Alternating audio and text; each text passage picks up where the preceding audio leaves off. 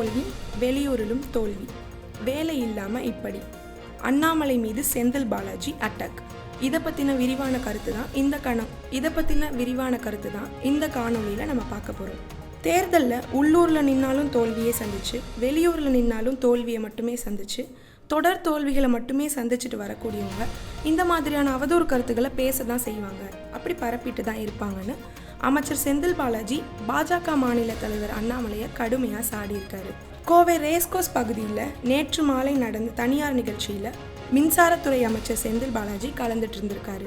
அங்கே செய்தியாளர்களிடம் பேசிய அவர், கோவை மாநகராட்சியில் சாலை பணிக்காக 200 கோடி ரூபாய் ஒதுக்கி அதுக்கான பணிகள் செய்யப்பட்டு வந்துட்டு இருக்கதா கூறியிருக்காரு. கூடுதலாக காந்திபுரம் பேருந்து நிலையத்தை புதுப்பிக்க 30 கோடி ரூபாய் நிதி ஒதுக்கி உத்தரவு பிறப்பிக்கப்பட்டதும் தெரிவிக்கப்பட்டிருக்கு.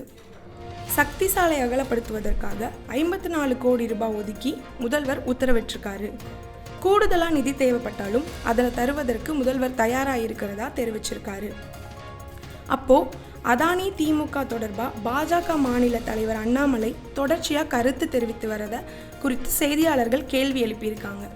அப்போது அதுக்கு பதிலளித்த அமைச்சர் செந்தில் பாலாஜி, சில ஒரு ஊரில் வேலை இல்லாமல் என்ன வேணால் கருத்துக்களை பகிர்ந்துட்டு இருப்பாங்கன்னு சொல்லியிருக்காரு.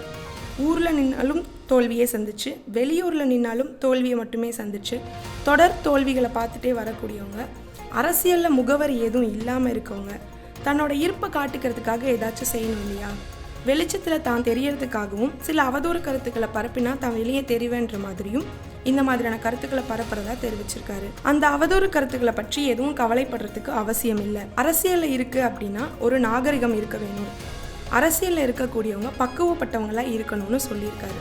கருத்துக்கள் தெரிவிக்கும் போது யாரை பற்றியும் ஒரு பழி சொல் பேசுவதா இல்லாத மாதிரியான வார்த்தைகளை மட்டும்தான் பயன்படுத்தணும்னு தெரிவிச்சிருக்காரு. அரசியல் தகுதி இல்லாதவங்க, பக்குவம் இல்லாதவங்க தான் இது மாதிரியான வார்த்தைகளை பயன்படுத்துவாங்க, அதனால் அதை பற்றின கவலைகள் எதுவும் தேவையில்லைன்னு கட்டமாக தெரிவிச்சிருக்காரு. வருடந்தோறும் பல IAS IPS அதிகாரிகள் மேல் படிப்புக்காக வெளிநாட்டு சென்றுட்டு தான் இருக்காங்க.